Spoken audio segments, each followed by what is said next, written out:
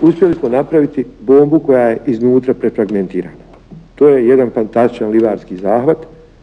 Bomba imala fantastične karakteristike i zbog toga što smo radili liveni eksploziv. Eksploziv smo dobivali isključivo iz neeksplodiranih minsko-eksplozivnih sredstava koje su četnici upućivali na nas, a proizvodnja je za ne povjerovati, to je dakle prvi početak, zatim smo počeli raditi takozvanu tromblonsku razornu minu. Proizvodnja je išla bolje nego što sam čak i očekivao. Već negdje u avgustu mjesecu imali smo oko 260 komada dnevno proizvodnju tromblona i bombi. Proizvodnja je rapidno rasla. Postavljali smo munjevito linije, snalazili se za energiju kako smo znali i umjeli, krali struju na sve mogući način dok je bilo. Kad je nije bilo, krali smo naftu i palili neke agregate koje smo otimali od ljudi i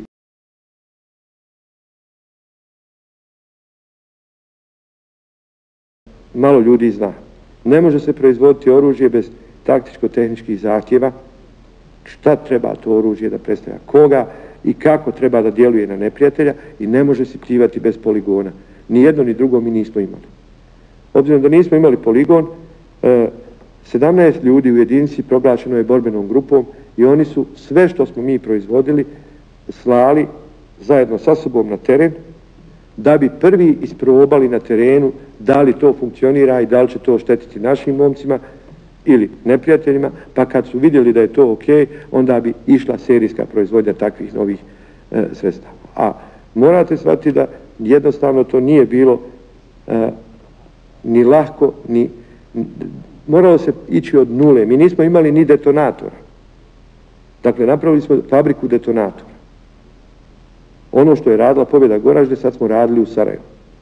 Ali radili smo to na Vilsonovom šetalištu, u zgradi šuma projekta, koji je 100 metara od četničke linije. To četnicima vjerovatno nikad nije bilo jasno, pa nas tu nisu ni potrefili, jer realno gledajući samo jedan metak u taj prostor stvorio bi apsolutnu eksploziju i uništenje te fabrike.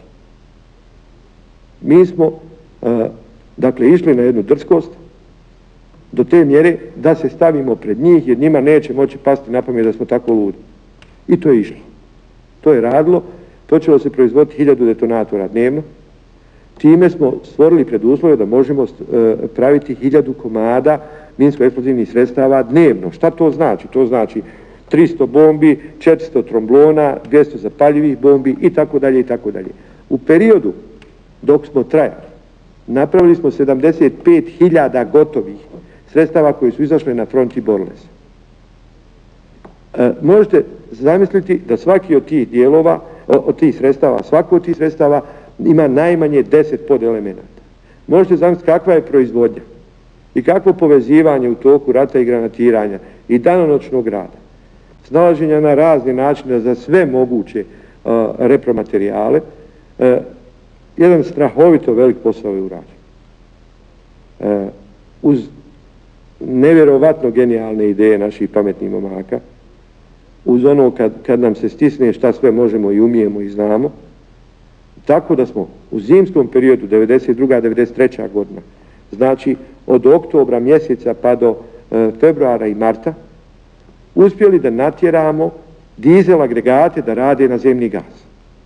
To još uvijek nismo uspjeli da, sad ne možemo da ponovimo, ali tad su radili. Uz minimalne količine nafte, otprilike 1 litar na sat, dizel agregat je radio na zemni gaz, a priključivali smo se na zemni gaz prema Grbavici. Usput smo fantastično dobro krali uz pomoć naših kolega iz nekadašnjeg Valter Perća struju sa Grbavice. To nam je strašno puno pomoglo.